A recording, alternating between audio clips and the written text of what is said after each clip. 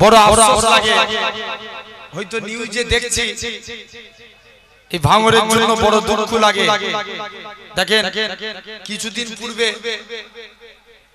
ভাঙরে আপনার একটা ঘটনা ঘটে গেছে কি আপনার ভাঙরের মানুষ এই ওয়াকাফ বিল আন্দোলনের জন্য কলকাতায় যাচ্ছিল পুলিশ বাধা দেয় পুলিশের সঙ্গে একটা গোলমাল কিন্তু দেখেন তারপরেও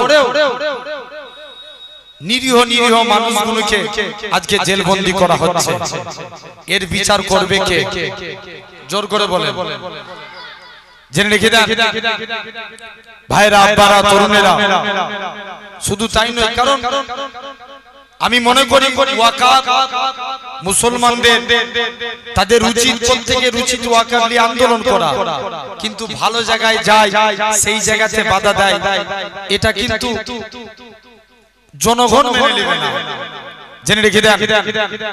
জেনে রেখে দেন ভাইরা আব্বারা তরুণেরা তারপরেও সমাজে এরকম ভাবে দেখে এক একটা নিরীহ মানুষগুলোকে জেলবন্দি করা হচ্ছে এর বিচার করবে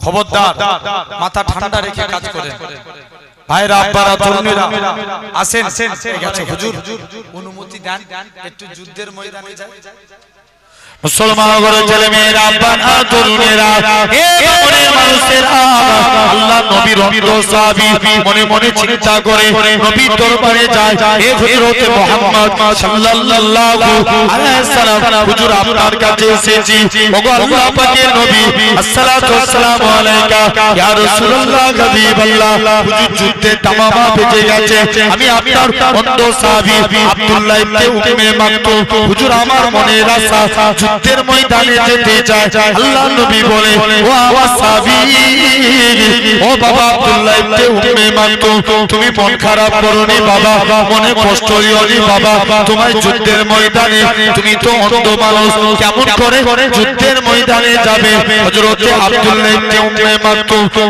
জোর করে কাঁদে ইয়া রাসূলুল্লাহ হাবিবাল্লাহ ইয়া রাসূলুল্লাহ হাবিবাল্লাহ হুজুর আমার মনের আশা হুজুর আমি যুদ্ধের ময়দানে যেতে চাই আল্লাহ নবী বলে বাবা মন খারাপ করোনি আল্লাহ তোমাকে তোমার মনের আশা পূর্ণ করবে বাড়ি চলে যাও ও যুবকেরা ও বাংলার মানুষেরা কি ঈমান খানাটাকে কি বলা হয় আল্লাহর পথে ফি সাবিলিল্লাহ শহীদ আল্লাহ নবী সাহাবী আব্দুল্লাহ ইবনে উম্মে মাকতুম রাদিয়াল্লাহু তাআলা আনহু হযরত আল্লাহ নবী ইন্তেকালের পরে হযরত আবু বকরের কাছে যায় ইসলামের যুদ্ধ হয় আবু বকরের কাছে যায় ভাই আবু বকর তুমি আমায় অনুমতি দাও আমি যুদ্ধের ময়দানে যেতে চাই আবু বকর বলে ও রাসূলুল্লাহ সাহাবী ও হযরত আব্দুল্লাহ ইবনে উম্মে মাকতুম না না না এটা মানা যাবে না কেন না নবী তো তোমাকে যুদ্ধের ময়দানে যাওয়ার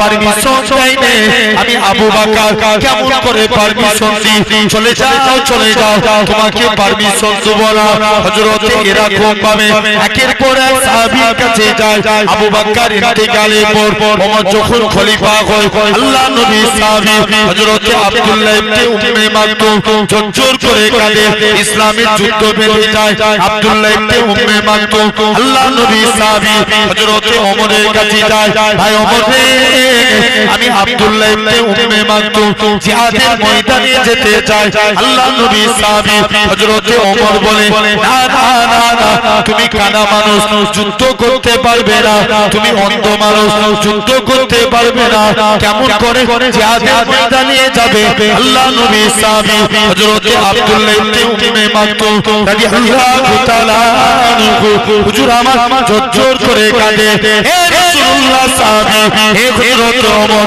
শুনে রেখে দেন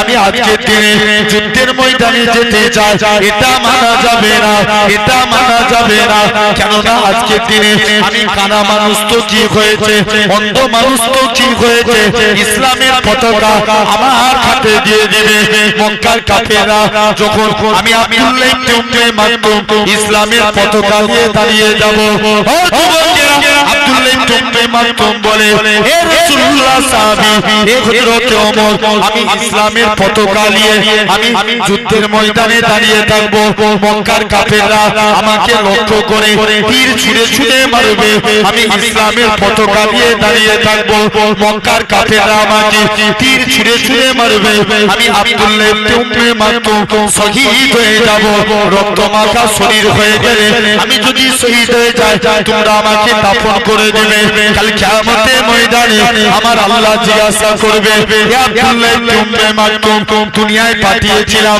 কি করেছিলিস আমি আব্দুল্লাহ ইবনে মাকতুম রক্তমাখা শরীর খানা দেখাবো আল্লাহ পাক তোমার ইসলামকে জিন্দা করার জন্য তোমার ইসলামকে যারা মিটাতে যায় তাদের বিরুদ্ধে লড়ার জন্য আমি আব্দুল্লাহ ইবনে মাকতুম শহীদ হয়ে গেছি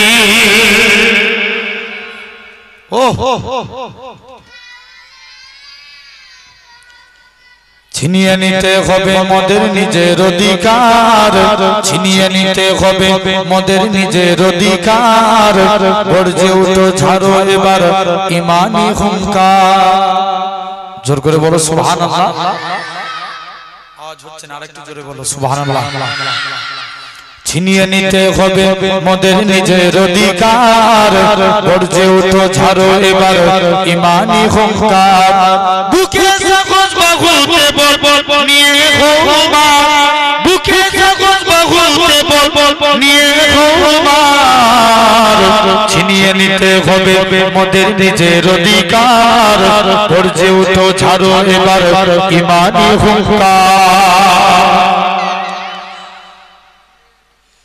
জাগিয়ে তোলো বিপ্লবী মন ছেড়ে জড়তা গুটিয়ে যাবে অপরাধী মরা হলে একতা জাগিয়ে তোলো বিপ্লবী মন ছেড়ে জড়তা গুটিয়ে যাবে অপরাধী মরা হলে একতা বজ্র কণ্ঠে আওয়াজ তুলো ভাঙো তাদের হাত বজ্র কণ্ঠে আওয়াজ তুলো ভাঙো তাদের হাত ছিনিয়ে নিতে হবে মোদের নিজের অধিকার গর্জে উঠো ছাড়ো এবার ঈমানি হুঙ্কার আরো চিল্লে বলা গেল না ছিনিয়ে নিতে হবে মোদের নিজের অধিকার গর্জে উঠো ছাড়ো এবার ঈমানি হুঙ্কার তালা তুলো ভেঙে ফেলো মাদ্রাসা মসজিদ তালা তুলো ভেঙে ফেলো মাদ্রাসা মসজিদ অবিচারের বন্যা বইয়ে দিলি চারিদিক তালা তুলো ভেঙে ফেলো মাদ্রাসা মসজিদ অবিচারের বন্যা বইয়ে দিলি চারিদিক মাদ্রাসার মসজিদ মোদের ঈমানি অলংকার মাদ্রাসার মসজিদ মোদের ঈমানি অলংকার ছিনিয়ে নিতে হবে মোদের নিজের অধিকার গর্জে উঠো ছাড়ো এবার ঈমানি হুঙ্কার জোরে বলো না ঈমানি হুঙ্কার হচ্ছে আরেকটু জোরে বলো গর্জে উঠো ছাড়ো এবার ঈমানি হুঙ্কার জায়গা যখন নিতে তোমরা বাড়াও কেন হাত জায়গা যখন নিতে তোমরা বাড়াও কেন হাত ওয়াকা বলো মোদের পূর্বপুরুষের সম্পদ ঠিক কি না জোর করে বলো জায়গা যখন নিতে তোমরা বাড়াও কেন হাত ওয়াকা বলো মোদের পূর্বপুরুষের সম্পদ ভাগের থাবায় পড়লে তোমরা হবে ছারখার ভাগের থাবায় পড়লে তোমরা হবে ছারখার ছিনিয়ে নিতে হবে মোদের নিজের অধিকার গর্জে ওঠো ছাড়ো এবার ঈমানি হুঙ্কার ছিনিয়ে নিতে হবে নিজের মোদের অধিকার গর্জে ওঠো ছাড়ো এবার ঈমানি হুঙ্কার আল্লাহুম্মা মুসলমান ঘরের ছেলে মেয়েরা বাবা তরুণেরা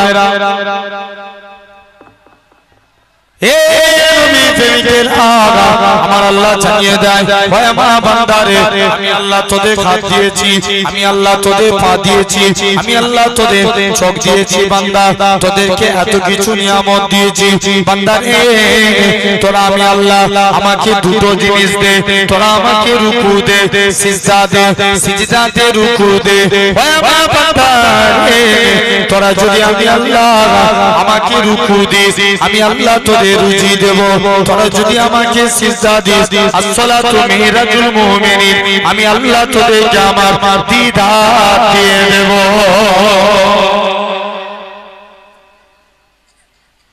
মুসলমান ঘরে ছেলে মেয়েরা বাহাদুর মেয়েরা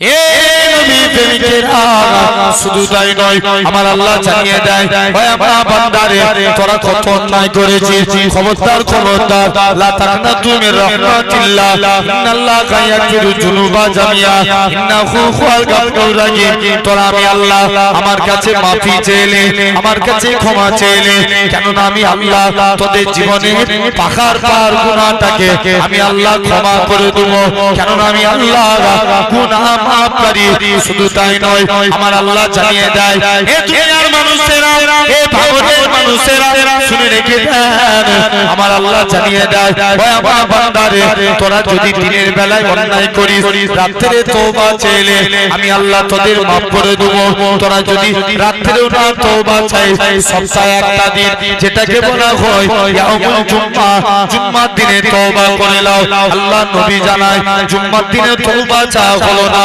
তোমরা এরকম ভাবে মাসে একটা দিন তওবা করো মাসেও তওবা চাওয়া হলো না বছরে একটা দিন তওবা করো যেমন লাইলাতুল কদর লাইলাতুল বারাত লাইলাতুল মিরাজ এরকম রজনীতে আল্লাহর বান্দারা যদি আমার আল্লাহর কাছে কেঁদে কেঁদে তওবা করে আল্লাহ পাক অন্যায় করে ফেলেছে আল্লাহ মাফ করে দাও ক্ষমা করে দাও আমার রাসূলুল্লাহ জানিয়ে দেয় আমার আল্লাহ তাদের জীবনে পাখার পাখার গুনাহটাকে আমার আল্লাহ ক্ষমা করে দেবে শুধু তাই নয় এ দুনিয়ার মানুষেরা শুনে রেখে দেয় আমার আল্লাহ আপনাকে আমাকে কতটা বেশি মহব্বত করে থাকে আমার আল্লাহ জানিয়ে দেয় ওই আমার বান্দারে তোরা যদি আল্লাহ নবী বলেন আমার উম্মত উম্মতিরা যদি মরণের 1 বছর আগে তওবা করে আল্লাহ তাদের জীবনের গুনাহটাকে maaf করে দেবে আল্লাহ নবী বলেন 1 বছর যদি দেরি মনে হয় তোমরা মৃত্যুর 6 মাস আগে তওবা করো 6 মাসটাও যদি দেরি মনে হয় মৃত্যুর 1 মাস আগে তওবা করো 1 মাসটাও যদি দেরি মনে হয় বান্দার গলা দিয়ে ঘরঘরা নিয়ে শব্দ বেরিয়ে গেছে ওই টাইমে আল্লাহর বান্দারা যদি আমার আল্লাহর কাছে কেঁদে কেঁদে তওবা করে আল্লাহ পাক অন্যায় করে ফেলেছে আল্লাহ maaf করে দাও ক্ষমা করে দাও আমার রাসূলুল্লাহ জানিয়ে দেয় আমার আল্লাহ তাদের জীবনের পাখার পাখার গুনাহটাকে আমার আল্লাহ ক্ষমা করে দিবে জোরে বলো আল্লাহ খালি কে বেশি ভালোবাসে আমরা না আল্লাহ আল্লাহ মন দিয়ে শুনো বাপ এত বেশি মহব্বত করে আল্লাহ এমনি ইচ্ছা করে নাজাত দিয়ে দিবে যা আমি আল্লাহ তোর জান্নাত দিয়ে দিলাম এক বান্দা মুসলমান ঘরে ছেলে মেয়েরা বাবা তরুণেরা এ মামনের মানুষের শুনে রেখে দেয় আমার আল্লাহ জানিয়ে দেয় ওই আমার বান্দারে এরা খুব ভাবে শুনে রেখে দেয় আমার আল্লাহ জানিয়ে দেয় ওই আমার বান্দারে তোকে আমি আল্লাহ জাহান্নাম থেকে বের করে জাহান্নামের গাছের মধ্যে বসিয়েছি জাহান্নামের গাছ থেকে আমি আল্লাহ তোকে জান্নাত জাহান্নামের মাঝখানে এনেছি রে বান্দা বান্দারে তুই আমি আল্লাহ আমাকে দাও ওই আমার বান্দারে তোরা যদি একবার আমাকে আল্লাহ বলে ডাকিস আমি আল্লাহ তোদের ডাকে 10 বার বান্দা বান্দা করে সারা দেব তোরা যদি 2 বার ডাকিস 20 বার সারা দেব তোরা যদি 3 বার ডাকিস 30 বার সারা দেব তোরা যদি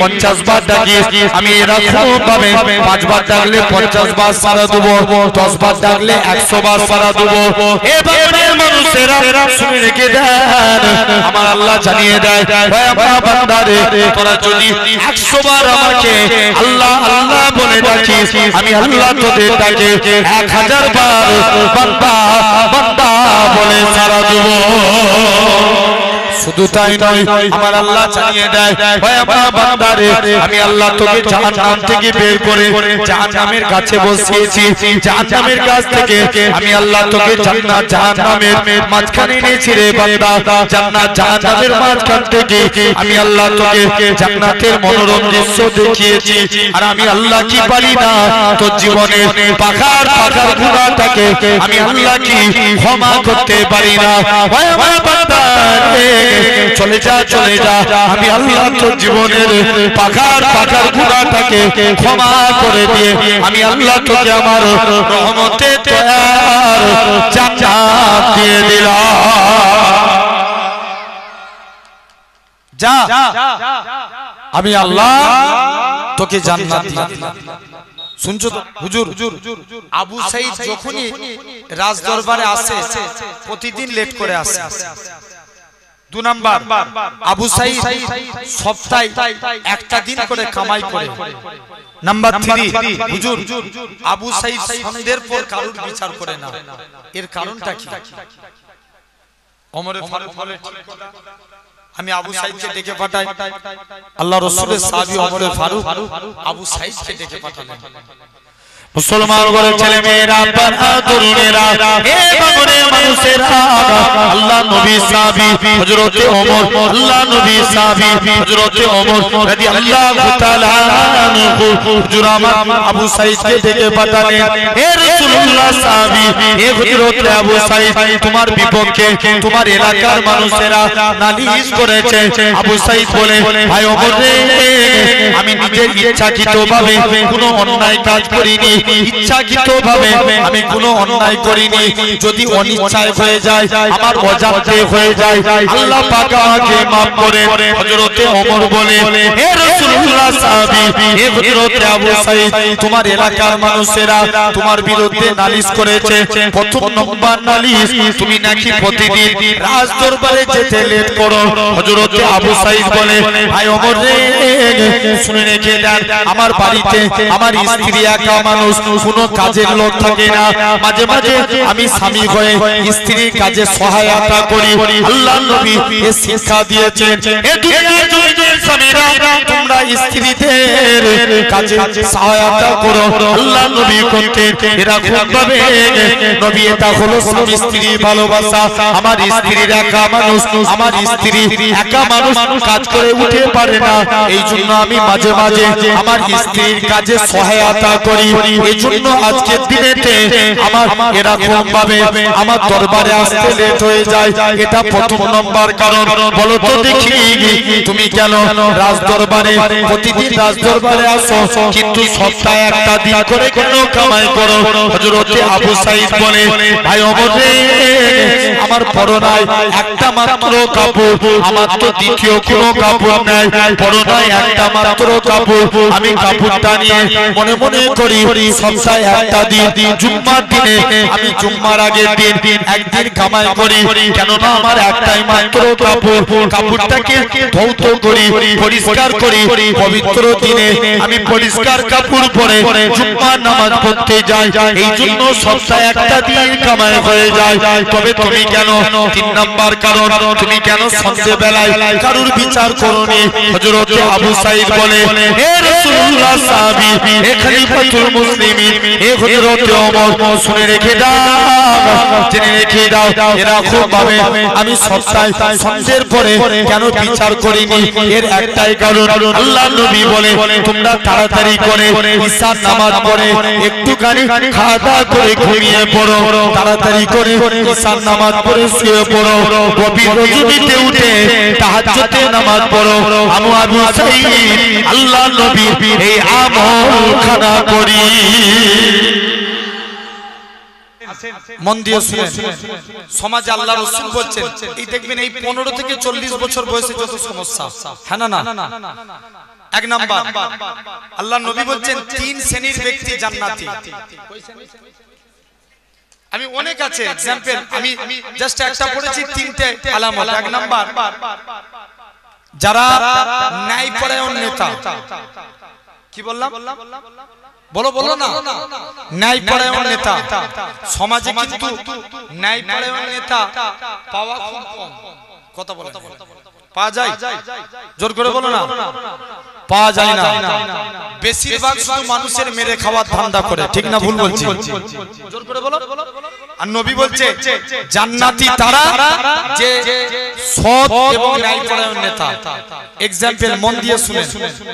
আল্লাহ নবী জামানায় নবীর একজন সাহাবী ছিলেন। আচ্ছা বলেন তো বাংলার মানুষ এখন বিচার ঠিক হয়? কথা বলেন, জোর করে বলো। বিচার ঠিক হয়? বিচার ঠিক হয় না। কেমন? মন দিয়ে শুনো।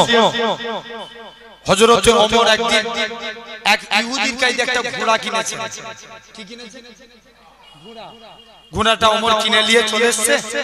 কিছু দূর গেছে, ঘোড়াটা জমিনায় পড়ে গেছে। ওমর কিন্তু ইহুদিকে টাকা দিয়ে দিয়েছে। এখন বলুন তো ঘোড়া কার? কথা বলেন। ঘোড়া কার? ওমর হুজুরে। টাকা কার? ইহুদি। ওমর ঘোড়া কিনে নিয়ে চলে এসেছে, ঘোড়া জমিনায় পড়ে গেছে। ওমর বলছে যাই ইহুদির কাছে যাই। ইহুদি, তোমার কাছে ঘোড়া কিনেছিলাম, আজকে ঘোড়ার এরকম পরিস্থিতি, ঘোড়া জমিনায় পড়ে যাচ্ছে আর উঠে না, তুমি আমার টাকা ফেরত দাও, তুমি তোমার ঘোড়া নিয়ে নাও। ইহুদি বলছে না, আমি তো ঘোড়া বিক্রি করে দিচ্ছি। ওমর বলছে চলো তোমার বিচার হবে। শুনছো তো? ওমর খলিফাতুল মুসলিমিন, ওমরের বিচার করবে কে? তৎকালীন একজন কাজী, যার নাম ছিল কাজী সুরাই, বিশিষ্ট একজন তাবেঈ ছিলেন কাজী সুরাই। এখন তিনি ওমরের বিচার করবে। সমস্ত কথা শুনলেন, দুমুখে কথা শুনলেন। ভাই এক মুখে কথা শুনে বিচার করতে আছে? কথা বলে। আর আমার সমাজে হয় কি, টাকা যেদিকে, দুমুখে কথা শুনে মাঝখান থেকে 10,000 টাকা দিয়ে দিল, বিচারের মুড অন্যদিকে ঘুরে গেল, ঠিক না ভুল? কথা বলে না কেন? এই যে এত আন্দোলন করছেন ওয়াকফ নিয়ে, বলেন সুপ্রিম কোর্ট কিনে রেখেছে তারা। আরে কথা বলে না কেন? বাবরি মসজিদ দিয়ে আন্দোলন কম হয়েছিল? অনেক আন্দোলন হয়েছিল। 3 তালাক নিয়ে আন্দোলন কম হয়েছিল? অনেক হয়েছিল। কিন্তু দেখেন ক্ষমতা তাদের, যেটা মনে করছে সেটাই তো করে দিচ্ছে। কথা বলেন কেন? হ্যাঁ না না ভাইরা, আব্বারা, তরুণেরা, দেখেন তো টাকা দিয়ে দিল, বিচারের মুড অন্যদিকে ঘুরে গেল। এখন কাজী সুরাই মুখ দিয়ে কথা শুনলেন, শুনে বললেন ওমর আজকে বিচারের রায় দেব। ন্যায় রায় হচ্ছে, যদি ন্যায় হক রায় দিই, এই বিচারের রায় আপনার বিপক্ষে যাবে। আপনি গভর্নর হন আর যেই হন, আপনার বিপক্ষে রায় যাবে। ওমর তখনই বলছে ঠিক আছে বলো। বলছে ওমর, কাজী সুরাই বলছে ওমর তুমি যেহেতু তার কাছে ঘোড়া কিনে নিয়েছো, মানে ঘোড়া আপনার, টাকা তার, তাই আপনাকে এই ঘোড়া জমিনায় পড়ে যাক আর যাই হয়ে যাক, এই ঘোড়া নিয়ে আপনাকে কাটাতে হবে, টাকা ফেরত দিতে পারবে না। ওমর চলে গেলেন, কথা না বলে রাজ দরবারে যেয়ে বলছে কাজী সুরাই সত্য বিচার করেছে, যাও আমি ওমর তার প্রমোশন বাড়িয়ে দিলাম। জোরে বলে, আর একটু জোর করে বলে। কিন্তু বড় আফসোসের বিষয়, আর আমার সমাজে কেউ যদি সত্য কথা বলে তাদেরকে জেলবন্দি করে। কথা বলে, জোর করে বলো। এই তো শুভেন্দু অধিকারী, সুকান্ত মজুমদার, অন্য ধর্মের বড় বড় ছেলেরা কত বড় বড় কথা বলছে লাইভে এসে, সোশ্যাল মিডিয়ায়, কিন্তু বলেন রাজ্যের পুলিশ সরব। বলছি না ঠিক বলছি? কথা বলবেন তো ভাই, হক কথা জোরে বলতে হবে। বলো হ্যাঁ না। রাজ্যের পুলিশ তখন কোনো পদক্ষেপ নেয়নি, কিন্তু দেখবেন যেই একটা আমার কর্মের ছেলে কোনো কথা বলে দিল, তাকে ফোনে থ্রেটিং দিচ্ছে।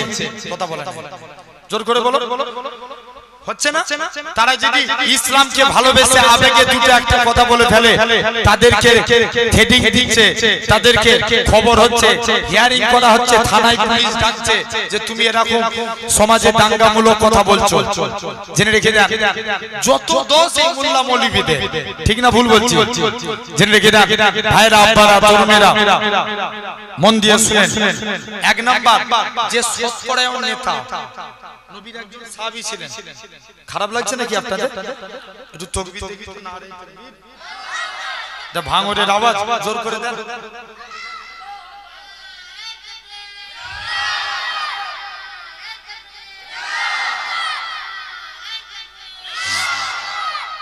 আলহামদুলিল্লাহ মন দিয়ে শুনেন ভাই। এক নাম্বার নবীর একজন সাহাবী ছিলেন যিনার নাম ছিল আবু সাঈদ। কি নাম বললাম? আবু সাঈদ রাদিয়াল্লাহু তাআলা আনহু। হযরতে ওমরের খিলাফত কালে তিনি একটা গভর্নর নিযুক্ত ছিলেন। তার বিরুদ্ধে তার এলাকার মানুষেরা ওমরের কাছে তিনটে নালিশ করেছে। এক নাম্বার, যাও আমি নবী এই আমলটা করি, এটা হলো তাহলে এক নাম্বার। আল্লাহ রাসূল বলছেন জান্নাতি তারাই যারা ন্যায়পরায়ণ নেতা। দুই নাম্বার, অধিক সন্তান প্রসবকারিনী মা বাপ। এখন বলেন তো বাপ, সন্তানের হার বেড়েছে না কমেছে? জোর করে বলেন। আগেকার যুগে আপনার বাপ দাদুদের কটা করে সন্তান হতো? 10টা 12টা, হ্যাঁ না না? আর এখন হচ্ছে কটা? তারপরে জেনারেশন দেখেন 6টা 7টা, তারপরে জেনারেশন 4টে 5টা, তারপরে 3টে, এখন হয়ে গেছে 2টো 1টা। ঠিক না? জোর করে বলেন। আরে কথা বলেন না কেন? খানোর মালিক কে? কথা বলেন আল্লাহ। আর নবী বলছে এটা আমার কথা নয়, আমার বাবারও কথা নয়। নবী বলছে যে আমার উম্মতের সংখ্যা যত বাড়াবে কিয়ামতের দিন আমি নবী তার জন্য আল্লাহর কাছে গর্ব প্রকাশ করব। জোরে বলো। তাহলে ভাবেন এটা হলো 2 নম্বর। 3 নাম্বার, ফি সাবিলিল্লাহ, যারা আল্লাহর পথে জিহাদ করে শহীদ হয়। কার পথে? আল্লাহর পথে জিহাদ করে শহীদ হয়। নবীর একজন অন্ধ সাহাবী ছিলেন। সাহাবীটা কি বলো না একটু? অন্ধ সাহাবী নবীর দরবারে গেছে একদিন। সবাই যুদ্ধের ময়দানে যখন ইসলামের যুদ্ধ হয়েছিল না, জিহাদ হয়েছিল না? হয়নি? বদরের যুদ্ধ, উহুদের যুদ্ধ, খন্দকের যুদ্ধ, মুতার যুদ্ধ, হয় না? ইসলামে অনেক যুদ্ধ হয়েছিল।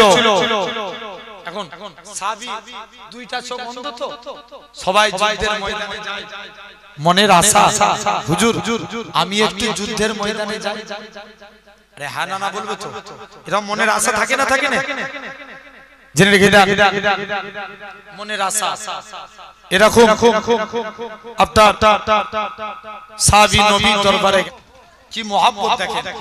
খালি ইনারা হলো ফি সাবিলিল্লাহ, আল্লাহর পথে জিহাদ করে যারা শহীদ হয় তারা হলো জান্নাতি। ঠিক না? আরে কথা বলেন কেন? হ্যাঁ না? হ্যাঁ, জেনে রেখে দেন, মন দিয়ে শুনেন বাপ। শুনছো? আমার আলোচনা কি ছিল বলেন তো? বয়স কত বলেছিলাম? কেমন মনে আছে দেখো? কত? না, ঠিক আছে, 15 থেকে 40। এই বয়সটাতে যত মারামারি, যত কাটাকাটি, যত হানাহানি। আর নবী বলছে এই বয়সটাই যারা আল্লাহ আল্লাহ করে কাটাবে আল্লাহ তাদের জীবনে 3টে রোগ দিবে না। 1 নাম্বার কুষ্ঠ রোগ, 2 নাম্বার সেদ রোগ, 3 নাম্বার পাগলামো রোগ। কি বললাম? কুষ্ঠ রোগ, সেদ রোগ আর বলো পাগলামো রোগ। এই 3টে রোগ আল্লাহ তাদের জীবনে দিবে না। কুষ্ঠ রোগ, সেদ রোগ, পাগলামো রোগ। এরপরে আসেন 40 থেকে 50। কত বললাম? 40 থেকে 50।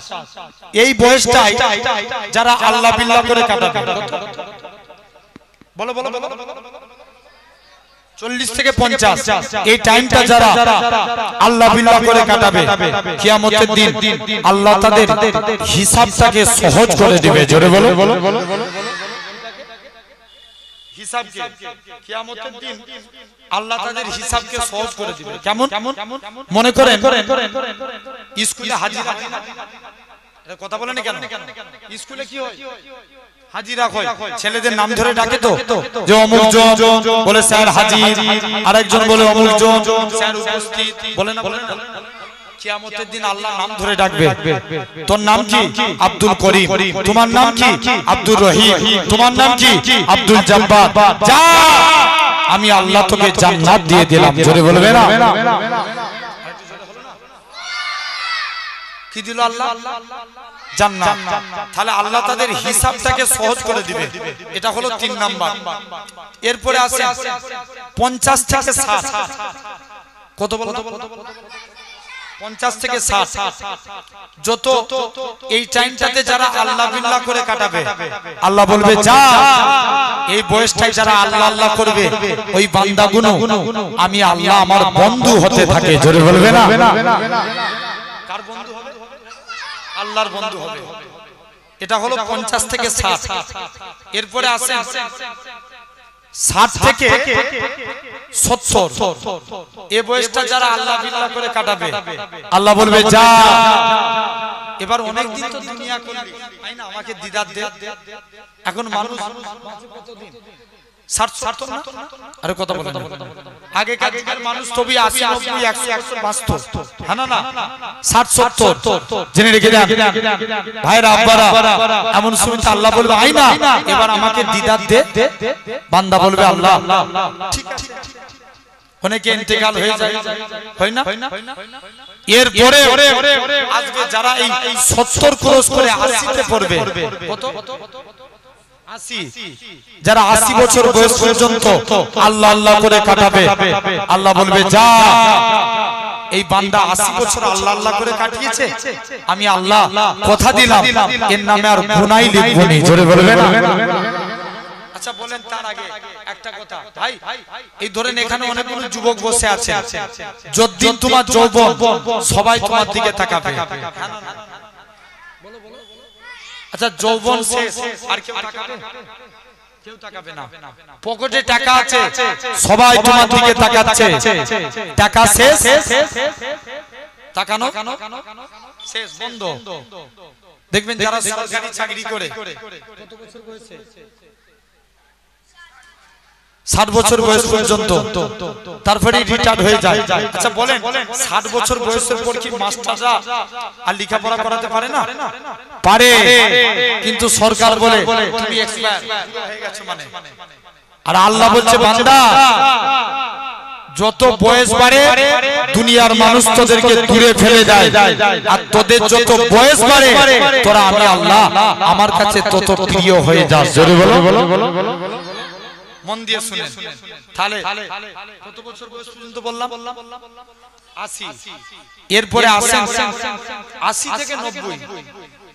যারা 90 বছর বয়স পর্যন্ত আল্লাহ আল্লাহ করে কাটাবে, আল্লাহ বলবে যা 90 বছর আল্লাহ আল্লাহ করেছে, আমি আল্লাহ এর আগু পিছু বার্ধক্যজনিত কারণে এর আগু পিছু সমস্ত গুনাহগুলিকে আমি আল্লাহ maaf করে দিলাম। জোরে বলো। কে maaf করে? আল্লাহ maaf করে দিল। তাহলে দেখেন আমার আল্লাহ আপনাকে আমাকে কত ভালোবাসে।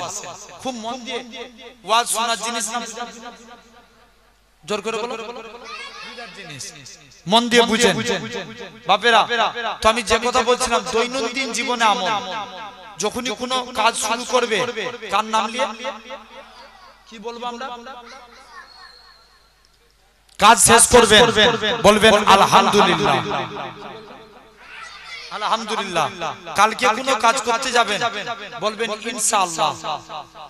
হাত কিংবা মুখের দ্বারা গুনাহ হয়ে গেছে, সাথে সাথে পড়েন লা হাওলা ওয়ালা কুওয়াতা ইল্লা বিল্লাহ। আপনার গুনাহ হয়ে গেছে, তওবা করেন, আস্তাগফিরুল্লাহ। আপনি সদা সর্বদা মুখ দিয়ে পড়েন লা ইলাহা ইল্লাল্লাহ। কি পড়বেন? লা ইলাহা ইল্লাল্লাহ। আসেন তাহলে আমি একটু আগে বলছিলাম আল্লাহ বান্দাদেরকে অধিক গুণে ভালোবাসে, ঠিক না? হ্যাঁ না? 4 শ্রেণীর বান্দাকে আল্লাহ ভালোবাসে।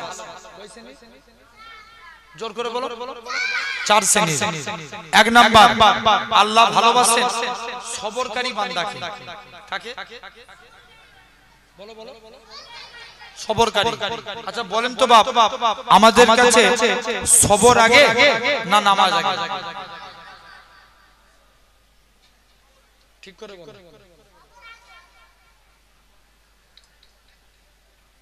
তার আগে একবার দরুদ পড়েন আল্লাহুম্মা